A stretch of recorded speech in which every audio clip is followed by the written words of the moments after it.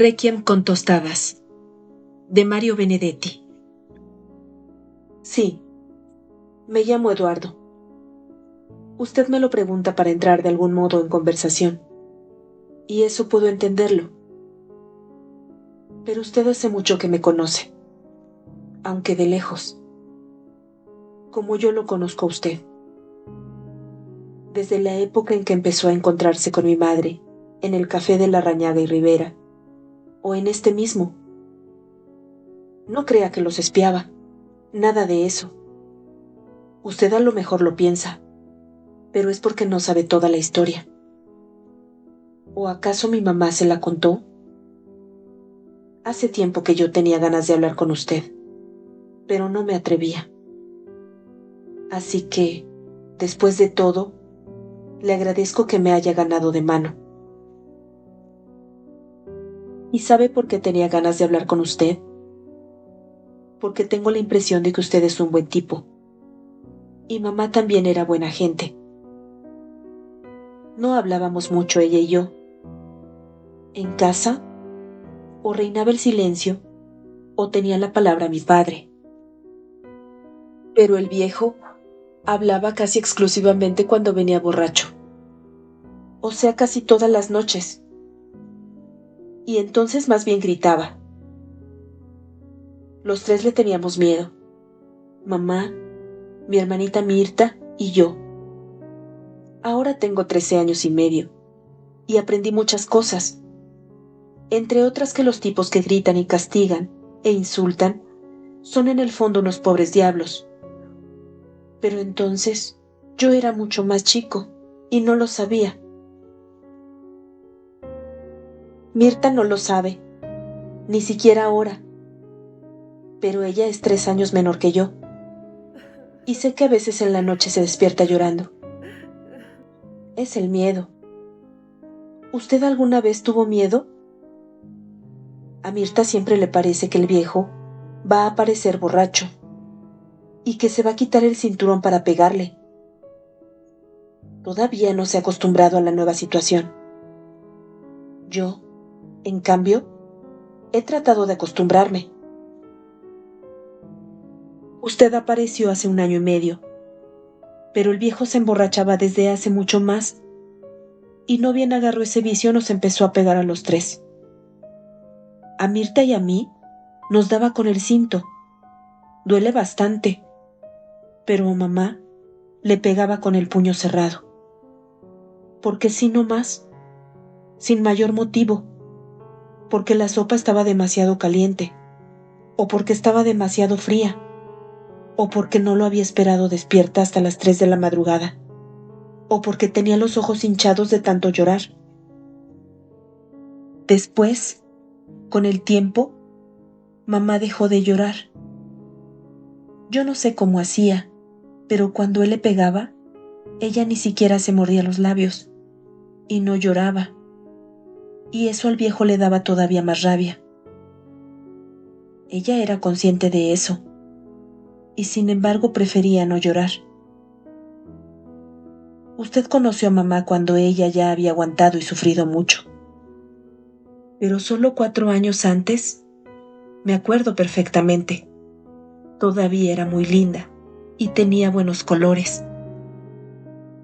Además, era una mujer fuerte. Algunas noches, cuando por fin el viejo caía estrepitosamente y de inmediato empezaba a roncar, entre ella y yo lo levantábamos y lo llevábamos hasta la cama. Era pesadísimo, y además aquello era como levantar un muerto. La que hacía casi toda la fuerza era ella.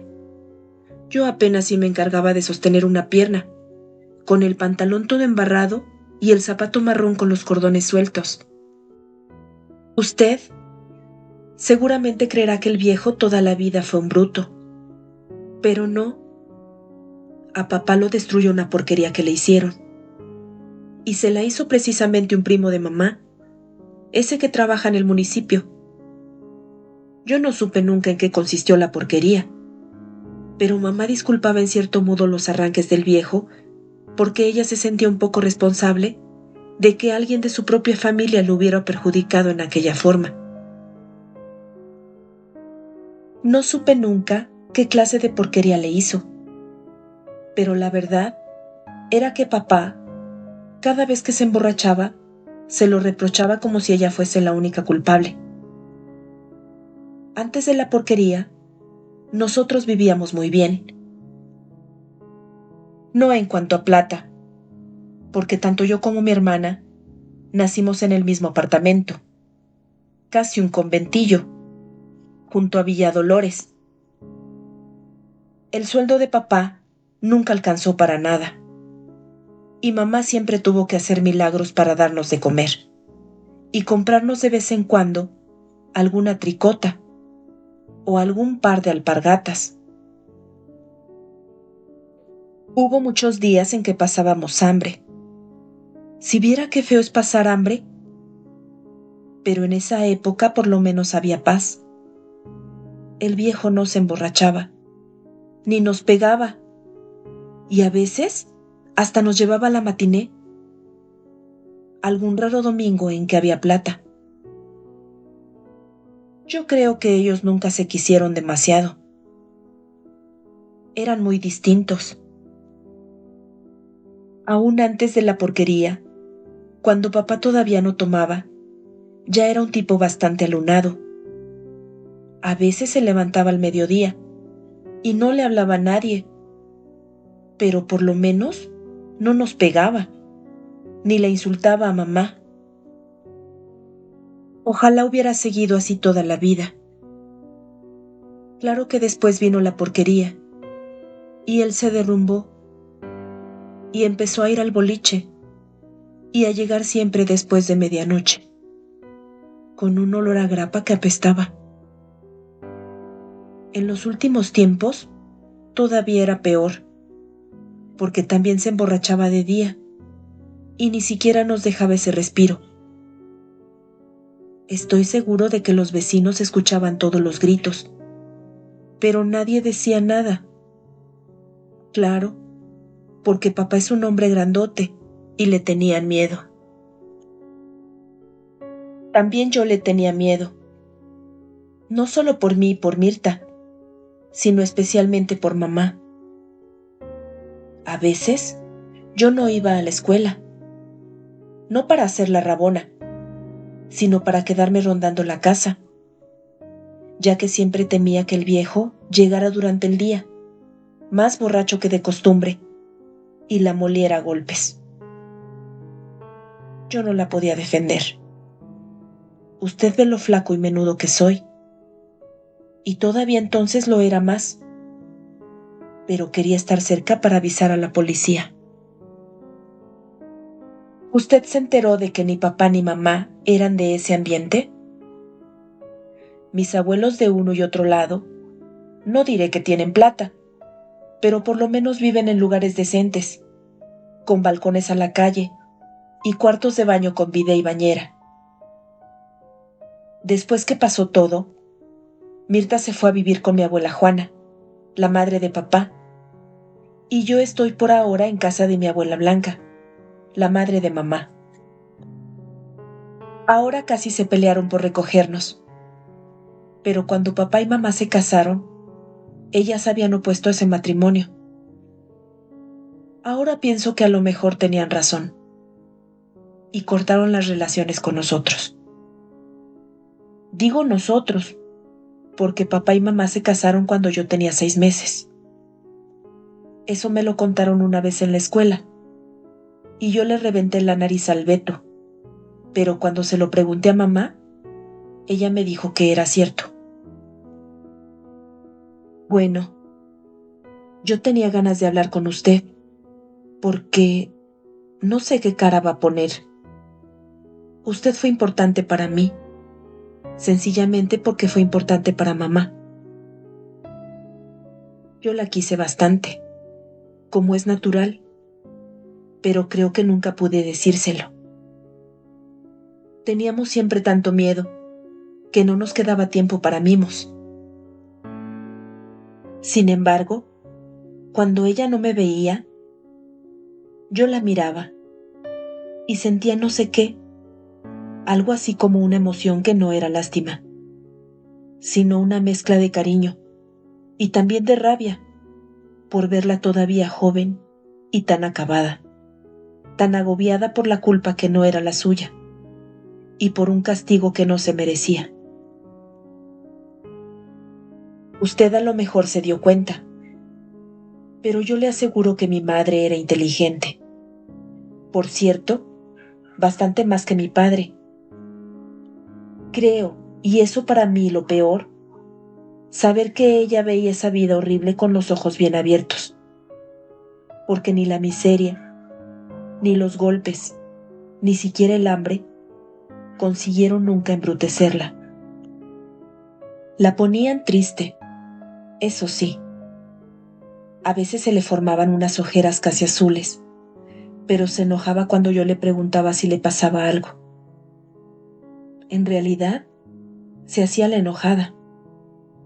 Nunca la vi realmente mala conmigo, ni con nadie.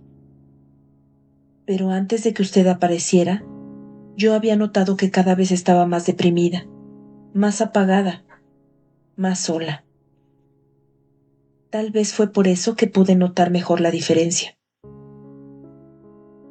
Además, una noche llegó un poco tarde, aunque siempre mucho antes que papá, y me miró de una manera distinta, tan distinta que yo me di cuenta de que algo sucedía, como si por primera vez se enterara de que yo era capaz de comprenderla. Me abrazó fuerte, como con vergüenza, y después me sonrió. ¿Usted se acuerda de su sonrisa? Yo sí me acuerdo. A mí me preocupó tanto ese cambio que falté 2 o 3 veces al trabajo, en los últimos tiempos hacia el reparto de un almacén, para seguirla y saber de qué se trataba. Fue entonces que los vi, a usted y a ella. Yo también me quedé contento. La gente puede pensar que soy un desalmado, y quizá no esté bien eso de haberme alegrado porque mi madre engañaba a mi padre. Puede pensarlo. Por eso nunca lo digo. Con usted es distinto. Usted la quería, y eso para mí fue algo así como una suerte, porque ella se merecía que la quisieran. Usted la quería, ¿verdad que sí? Yo los vi muchas veces, y estoy casi seguro. Claro que al viejo también trato de comprenderlo. Es difícil, pero trato. Nunca lo pude odiar. ¿Me entiende? Será porque, pese a lo que hizo, sigue siendo mi padre. Cuando nos pegaba a Mirta y a mí, o cuando arremetía contra mamá en medio de mi terror, yo sentía lástima. Lástima por él, por ella, por Mirta, por mí. También la siento ahora. Ahora que él ha matado a mamá, y quién sabe por cuánto tiempo estará preso. Al principio, no quería que yo fuese, pero hace por lo menos un mes que voy a visitarlo a Miguelete, y acepta verme. Me resulta extraño verlo al natural. Quiero decir, sin encontrarlo borracho. Me mira, y la mayoría de las veces no me dice nada. Yo creo que cuando salga, ya no me va a pegar. Además, yo seré un hombre. A lo mejor me habré casado, y hasta tendré hijos. Pero yo a mis hijos no les pegaré. ¿No le parece? Además, estoy seguro de que papá no habría hecho lo que hizo si no hubiese estado tan borracho. ¿O usted cree lo contrario? ¿Usted cree que, de todos modos, hubiera matado a mamá esa tarde en que, por seguirme y castigarme a mí, dio finalmente con ustedes dos? No me parece. Fíjese que a usted no le hizo nada. Solo más tarde, cuando tomó más grapa que de costumbre, fue que arremetió contra mamá. Yo pienso que, en otras condiciones, él habría comprendido que mamá necesitaba cariño, necesitaba simpatía, y que él, en cambio, solo le había dado golpes, porque mamá era buena. Usted debe saberlo también como yo. Por eso, hace un rato, cuando usted se me acercó y me invitó a tomar un capuchino con tostadas, aquí, en el mismo café donde se citaba con ella, yo sentí que tenía que contarle todo esto. A lo mejor usted no lo sabía, o solo sabía una parte, porque mamá era muy callada, y sobre todo, no le gustaba hablar de sí misma. Ahora estoy seguro de que hice bien, porque usted está llorando.